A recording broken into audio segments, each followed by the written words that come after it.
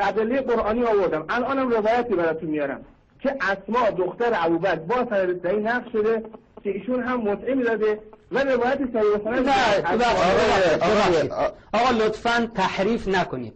اونجایی که متعه شده متعه حج صحبت شده. خواهش میکنم دروغ نگویید، درست نیست. تهمت نزنید. برید به صحیح بخاری برگردید و اون حدیث رو درست بخون. این همیشه متاسفانه از ترفندای شماست. در چیزی در صحیح بخاری اومده، شما تا هر چی گفتید من ساکت شما، چون اینجا دید واقعا دارید دروغ میبندید به هم صحیح بخاری و هم به اسما دختر ابوبکر صدیق زن زبیر بن عوام.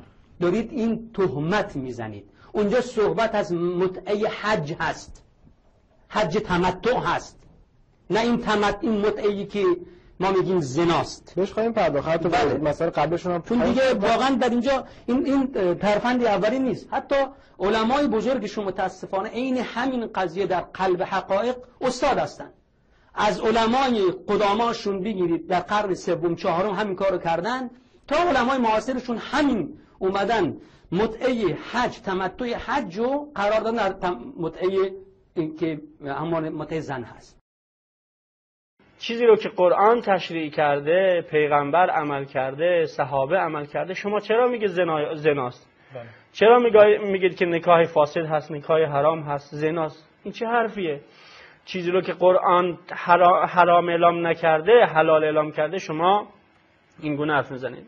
مطلب بعدی، نکته بعدی، طبق روایات صحیح بخاری و مسلم تمام مسلمان ها تا اواخر خلافت عمر ابن خطاب صیغه میکردن، هم زنها صیغه میدادن و هم مردها این کار رو انجام میدادن. از جمله دختر ابوبکر، اسما دختر ابوبکر، دختر بزرگ ابوبکر، از کسانی بوده که به صیغه اعتقاد داشته و عمل میکرده.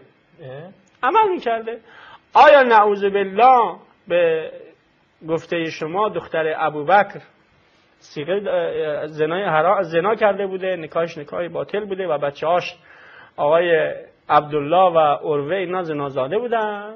اگر این هست که واقعا باید برای شما تأسف خورد. ولی اگر این نیست چرا اینجوری شما اینگونه؟ ما همه این مواردی رو گفتیم، الان البته براتون مستند ثابت خواهیم کرد. اسما دختر ابوبکر گفتیم معاویه بن ابی سفیان هم از کسانی است که صیغه می‌کرده. آیا او هم زناکار بوده؟ آیا او هم نکاح فاسد انجام میداده؟ به هر حال اینا سوالاتی است که ما از این آقا خواهیم پرسید. اما روایاتی رو که در کتاب‌های اهل سنت هست انشالله با هم دیگه خواهیم خوند. باز که در کتاب‌های اهل سنت روایات دیگه آمده، اگر صفحه مونیتور ما رو نشون بدید، دختر ابوبکر مطعمی کرده، این هم با سند صحیح 100% صحیح در کتاب‌های اهل سنت نقل شده که ابو داود طیالسی در سنن مسند خودش جلد اول صفحه 208 و آقای نسائی در جلد 3 صفحه 326 از سنن کبرای خودش این مطلب رو نقل میکنه. ان مسلم القرشی یا قری دو جور نقل شده، در کتاب‌ها مختلف هست. قال دخلنا علی اسماء ابنت ابی بکر، بر اسماء وارد شدیم دختر ابوبکر. فسألناها عن متعة النساء، درباره متعه زنان ازش سوال کردیم، آیا میتونیم ما زنها رو متعه کنیم یا نمیتونیم؟ فقالت فعلناها علی عهد رسول الله، ما در زمان رسول خدا این کار رو انجام میدادیم. ما یعنی کی؟ ما یعنی زنان صحابه، مردان صحابه این کار رو انجام میدادیم. از جمله خود آقای خانم اسما از کسانی است که مشهور هست این کار رو انجام میداده. این مسند ابی داود طیالسی است که دوستان عزیز میبینن در همون جزء اولش در صفحه 130 روایاتی که از اسما نقل شده، ما روت اسما ابن بنت ابی بکر عن النبی، که این روایت رو نقل میکنن، دوستان عزیز میتونن ببینن. باز روایاتی دیگه هم هست، به خاطر که وقتمون گرفته شد دیگه از روایات دیگه‌اش میگذریم. بحث معاویه و اینها را قبلا دوست عزیزمون جناب القاسمی توضیح دادن. روایات زیادی هست که به هر حال صحابه متعه انجام میدادن، خود دختر ابوبکر متعه انجام میداده، این کار رو میکرده. جالب هست در فیسبوک یک همین کارشناساشون به نام‌های مختلف میاد، از این صفحه از این تلویزیون از یک تلویزیونی دیگه اومده بود با من در همین باره بحث میکرد. هر چی گفتم از همین اسما جوابشو دادم. گفت شما چرا زنا انجام میدید؟ گفت اگر ما زنا انجام میدیدیم خب دختر ابوبکر انجام میداد. شما غیرت ندارید مثلا نمیدونم خواهرتون مادرتون صیغه بشن؟ گفتم ما غیرت داریم یا نداریم به تو ربطی نداره، اما ابوبکر غیرت داشت یا نداشت که اجازه میداد دخترش بره صیغه بشه. آیا غیرت داشت یا نداشت؟ گفت حاضری دختر خواهر مادر صیغه بشن، نمیدونم اینجوری بشن اونجوری بشن. گفتم تو به خواهر مادر ما چی کار داری؟ پیغمبر فرموده اصحابی کن نجوم به ایهم اهتدیتم. اسما دختر ابوبکر صیغه میداده، شما به خواهر مادرت بگید که از او تقلید کنن.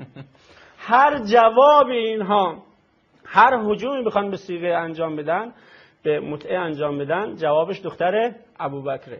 دوستان عزیز خواهش میکنم از این به بعد با شبکه اینها که تماس گرفتن این مطلب رو سوال کنن که آیا دختر ابوبکر که صیغه میداده نعوذ بالله زنا میداده، نکاحش فاسد بوده یا نبوده؟ طبق گفته خودشون. بله. روایت در کتاب‌های ما هست یا نیست کاری نداریم، با سند صحیح در کتاب‌های خودشون نقل شده. خیلی ممنون. خب تشکر میکنم جناب استاد یزدانی عزیز، باز هم متقن و محکم و مستدل بیان فرمودید. خدا قوت، خسته نباشید ان شاءالله. شما حیا که از قرآن کریم که ندارید، از پیغمبر خدا صلی الله علیه و سلم این همه احادیث روایت رو من نشان دادم که پیغمبر خدا صلی الله علیه و سلم جایز قرار داده و ایجاد حرام هم نکرده. اگر تنفروشی اون اسما دختر خلیفه ابوبکر شما هست، بیاید که من کتاب براتون نشان بدم. اگر تنفروشی برو به ابوبکر لامذهب بگو، بی غیرت نامرد دختر در مدینه اونجا تنفروشی میکنه، تو خلیفه پیغمبر شدی، تو صدیقی. خب تو دیوسی نه صدیق. تو اگر قراره تنفروشی باشه خب به اون خلیفه نامردن بگو. چرا در کتاب‌های خودتون آوردید این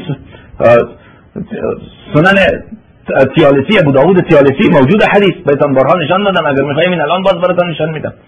اسما دختر ابوبکر اگر تنفروشی خواهر عایشه چرا تنفروشی میکنه؟